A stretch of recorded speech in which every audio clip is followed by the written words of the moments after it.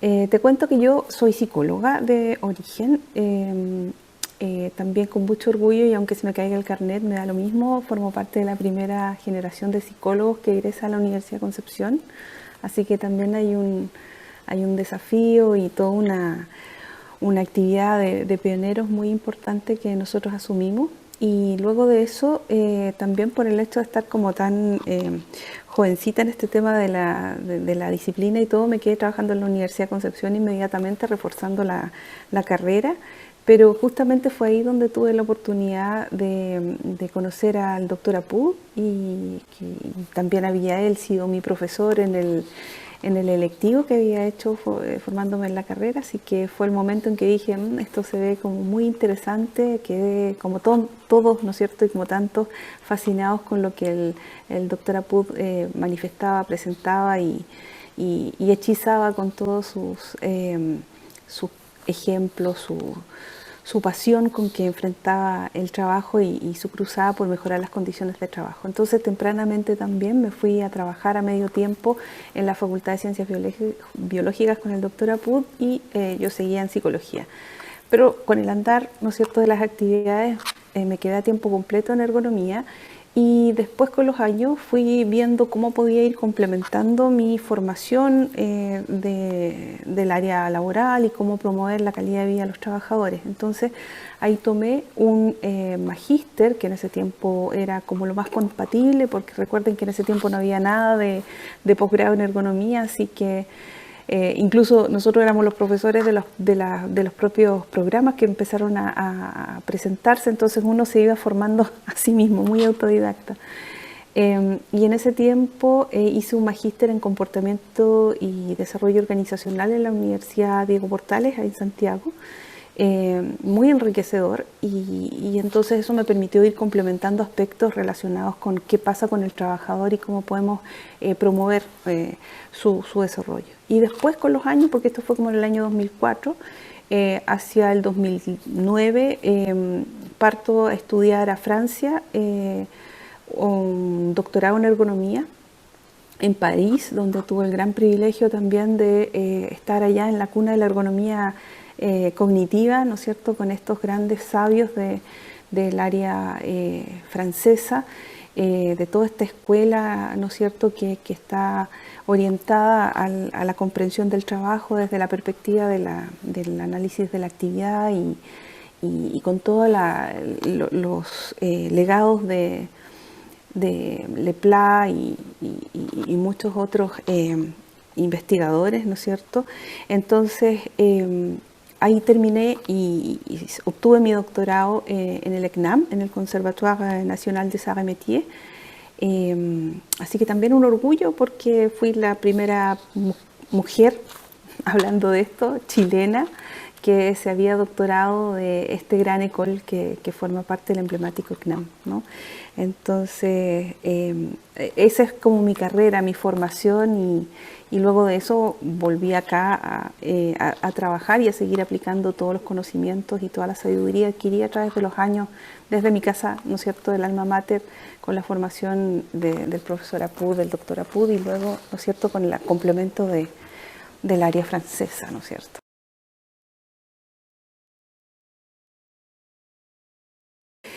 A ver, nosotros tenemos como una actividad bastante permanente, principalmente en todo lo que significa el área de servicios desde el punto de vista de la intervención en organizaciones, y particularmente estamos muy comprometidos ya desde el tiempo de mi doctorado, muy comprometido con el ámbito de los incendios forestales y todo lo que es el mundo asociado a la gestión de incendios forestales. Entonces, eso ha significado que desde el proyecto FONDEF, que fue ya hace 20 años atrás, iniciado y llevado a cabo, que tuvo que ver con el mejoramiento y las contribuciones de la ergonomía en lo que era el combate de incendios forestales, desde ahí nosotros seguimos trabajando sin parar el Departamento de Ergonomía, hoy día Departamento, pero en ese tiempo Unidad de Ergonomía, comenzó con todo lo que era el proceso de evaluación de los candidatos y los brigadistas que combaten incendios, mandos medios y muchos otros. Entonces, trabajamos en una actividad que es como bien límite porque en el fondo tienes que ver con la selección, que podría ser parte del trabajo de los psicólogos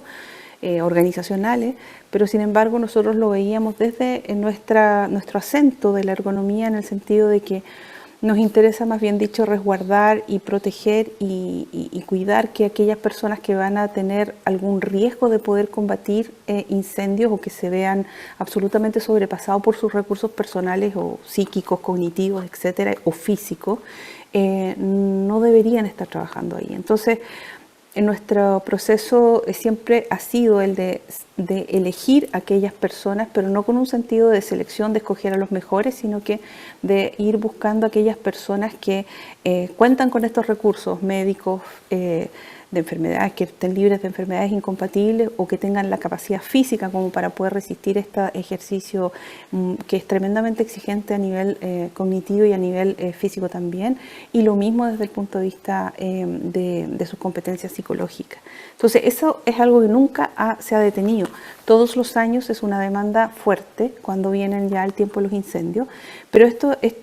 hace unos años atrás empezamos a evolucionar hacia otros complementos de lo que es nuestra cruzada respecto al desarrollo humano, y ahí es donde yo estoy como muy comprometida. Y por lo tanto hemos ido poco a poco implementando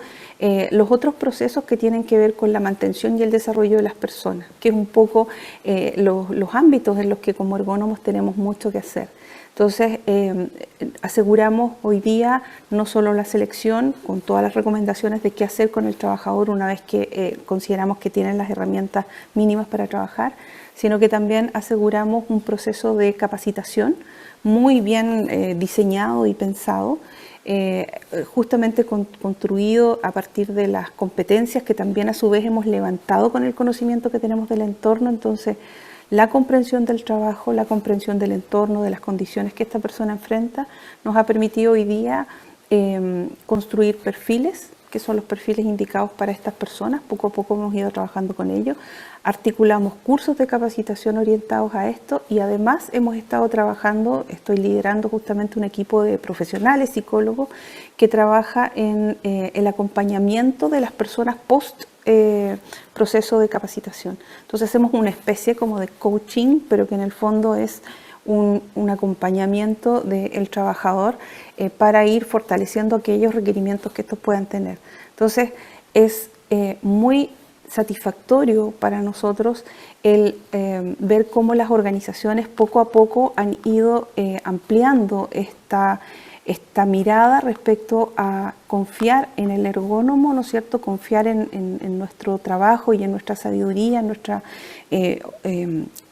nuestros conocimientos aplicados acerca de cómo podemos ir armando estos puentes relacionados con el mejoramiento de la calidad de vida, la seguridad, la integridad de los trabajadores. Entonces eso ha sido un trabajo muy acucioso, poco a poco, y que nos ha traído súper bonitos dividendos. Entonces ese es un flanco en todo lo que es desarrollo humano, pero la otra área donde también estoy muy contenta está también vinculada al ámbito de los centros que tienen que ver con la toma de decisiones, y de ahí está un poco el tema de mi tesis de doctorado, que trabajó sobre la temática del despacho de los incendios forestales y de los desafíos que tiene un equipo, ¿no es cierto?, cuando tiene que enfrentar este tipo de decisiones que son tan complejos, y más encima cuando estos entornos y estas demandas de trabajo son enfrentados por grupos que no tienen una permanencia asegurada porque son equipos temporales. Entonces, por ahí mi tesis se desarrolló en tema de cómo desarrollar y acelerar un equipo que aprende y un colectivo, ¿no es cierto?, para poder hacer frente a las demandas del trabajo. Y ese proyecto también me ha permitido estar en constante evolución con otras organizaciones también vinculadas a incendios forestales, en centrales, en donde hemos podido intervenir a nivel de diseño, que ha sido algo muy, muy satisfactorio para nosotros, en que pudimos años atrás proponer un diseño de cómo debía configurarse espacialmente y en cuanto a layout una central para satisfacer estas necesidades operacionales y que resultó muy bonito porque pudo materializarse con mucha satisfacción de las personas. Y adicional a eso, este año también estamos integrando una investigación, más bien dicho una asistencia técnica con otro equipo de acá en la universidad, de equipos de ingenieros de tecnología e información, para mejorar todo lo que son los procesos de interacción, ¿no es cierto?, los equipos de programas computacionales y todos ellos, estos servicios de apoyo a la toma de decisiones de los trabajadores. Entonces, estamos hoy día además conversando con ingenieros en lo que son labores de diseño de interfase, pero también trabajando y colaborando con ellos en alianzas estratégicas para que puedan ir construyendo todas estas arquitecturas cognitivas sobre cómo operan los procesos decisionales. Así que no, es como súper amplio, pero muy bonito, así que estoy como muy contenta en todo eso.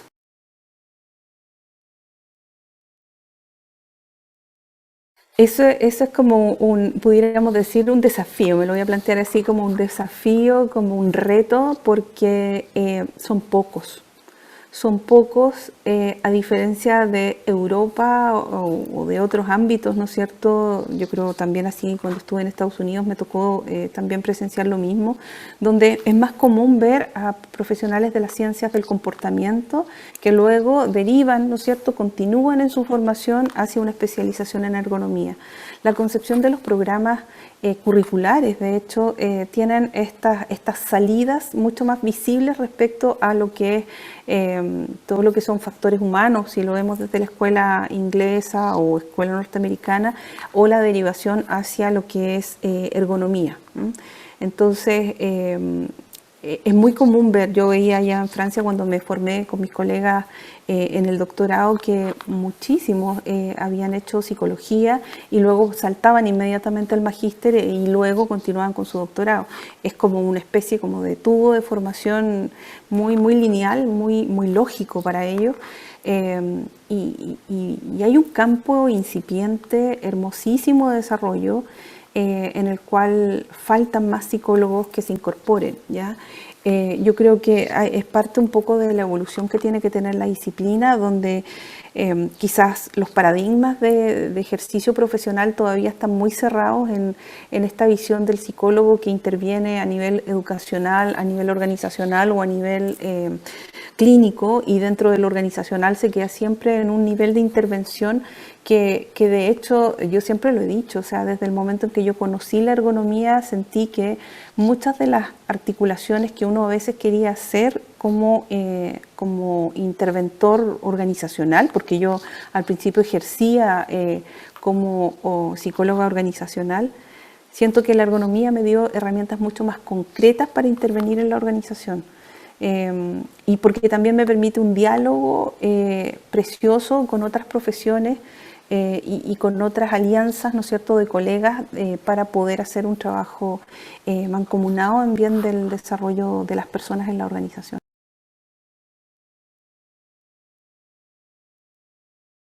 Muchas también. También yo soy como súper optimista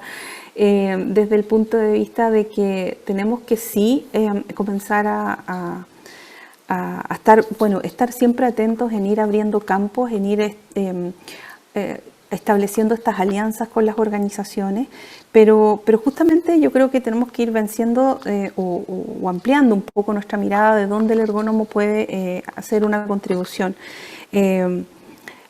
La mayoría de los énfasis, y un poco son los análisis críticos que uno hace a veces justamente en la academia, es que la ergonomía, nuestra profesión,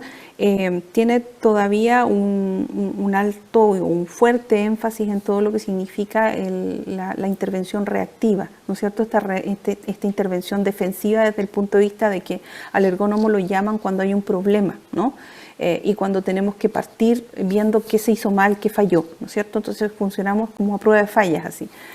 Entonces, ya eso es una forma que, si bien es cierto, se aprecia mucho y tiene su valor, siempre nos hace quedarnos a nivel de las enfermedades, a nivel de las dolencias, a nivel de los temas de dolores, ¿no? O sea, enfermedades profesionales, riesgo psicosocial, trabajo pesado, etcétera. Pero hay un desafío enorme por tener una intervención, ¿no es cierto?, en etapas anteriores. Y de ahí un poco la necesidad de trabajar desde un punto de vista de una ergonomía anticipativa, ¿no es cierto?, en la cual el ergónomo puede entrar a conversar con los mismos ingenieros que van a proyectar, ¿no es cierto?, o van a plantearse un proyecto inversional, en la medida en que nosotros vemos que los ergónomos participan en etapas más tempranas o tuvieran la posibilidad de participar en etapas más tempranas, probablemente podríamos solucionar muchos problemas. O sea, dentro de eso, por ejemplo, también en el año 2004, cuando hice mi tesis de magíster, justamente nosotros abordamos un tema que en ese momento lo abordamos desde la ausencia de la consideración del recurso humano dentro de los proyectos inversionales, los proyectos que tienen que ver con decisiones el día de mañana de construcción, de habilitación o de cambios de procedimientos y otros elementos más de tipo ambiental. Y ahí nos dábamos cuenta de que en la medida en que en las conversaciones los ingenieros solamente toman decisiones en base a costo, las personas terminan siendo invisibilizadas y finalmente las adaptaciones de los equipos, herramientas o maquinarias no colocan en la ecuación central a la persona, y la persona termina, como muestra el doctor Apud, ¿no es cierto?, en sus imágenes, pasando arriba de los tubos para poder llegar a desconectar una llave. Entonces ya ahí surgió justamente la semilla y por ello también nuestra tesis, de que la ergonomía tenía que participar en etapas previas, ¿no es cierto?, a nivel de la ingeniería básica, ¿no es cierto?, en la ingeniería en la ingeniería de detalles deberíamos estar nosotros al lado tomando nota, ¿no es cierto?, haciendo checklist de nuestra presencia. Entonces ahí también hubo ya en el 2004, ¿no es cierto?, nosotros con mis colegas con quienes hicimos la tesis,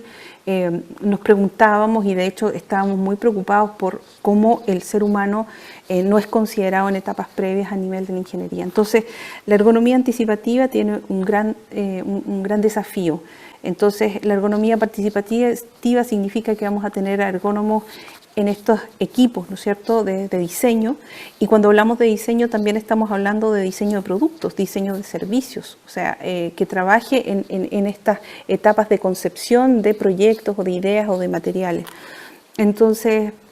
de esa manera vamos a diseñar pensando en la persona en el centro y probablemente vamos por un círculo virtuoso vamos a reducir estos problemas de dolencias que son las que aparecen. Y la otra parte, porque también la ergonomía se desarrolla en 4 aspectos, que es parte de las cosas que también yo he ido desarrollando, el que tenemos nosotros una ergonomía prescriptiva, que es la ergonomía de las reglas, de las leyes y todo eso, y en eso, si bien es cierto, es algo muy necesario y lo estamos haciendo y se está revisando constantemente. Tenemos que también reconocer que en el momento en que una ley se establece, ya se abre otro camino, o ya cuando el momento que se promulga, ya es como tarde, porque hay otros problemas más que siguen avanzando. Entonces, está bien que hayan leyes, pero las leyes estabilizan un problema que se identificó antes, estabilizan desde el punto de vista regular, de cuidar, de garantizar, de preservar un respeto, pero es de algo que ya estaba antes. Y hacia donde me gustaría también ir, que es propio de mi investigación de tesis de doctorado, es en lo que significa la ergonomía constructiva. Y la ergonomía constructiva es una ergonomía que justamente habla de cómo la persona al interior del lugar de trabajo no solo tiene un lugar donde va a resguardar su salud, su bienestar y su seguridad, sino que también es un espacio donde podría desarrollar sus potencialidades. Entonces, es un espacio donde puede crecer, es un espacio donde aprende, es un espacio donde se puede educar a través de círculos virtuosos. Entonces, ese ámbito relacionado con el aprendizaje, la formación en terreno, es todo un ámbito muy, muy bonito que me tocó la oportunidad de desarrollar, y que también es un campo incipiente.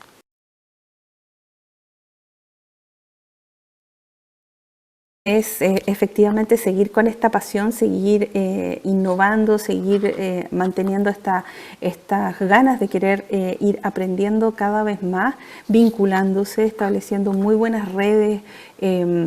de unos y otros para poder aprender, porque la disciplina nuestra justamente tiene la gran ventaja de que yo no tengo que saberlo todo, pero justamente puedo vincularme con otros que me inspiren o me ayuden a completar los aspectos que me faltan para el abordaje de un problema. Mucha humildad desde el punto de vista de ser una persona en constante aprendizaje. Somos todos aprendices y vamos a seguir siendo aprendices, y ahí está lo rico de este trabajo.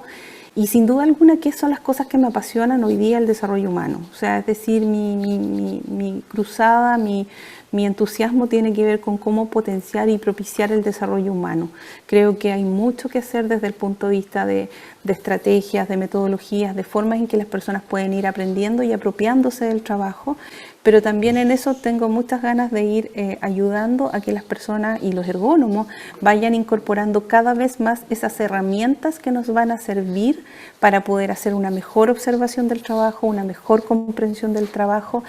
para que nosotros no nos apropiemos de las herramientas y no que las herramientas a nosotros nos digan lo que hay, sino que seamos personas cada vez más abiertas y a la vez alertas respecto a lo que podemos realizar con las distintas metodologías que se nos ofrecen. Entonces siempre estar en esa actitud de aprender, de ir asimilando distintas materias, distintos elementos para desarrollar, y con mucha atención a la co-construcción, ¿no es cierto?, a la sabiduría que los propios trabajadores nos entregan, toda vez que son ellos quienes construyen el trabajo, lo transforman y se apropian de él. Entonces son nuestros principales voceros y los principales sabios que nos van a orientar sobre qué es lo que está pasando en la organización.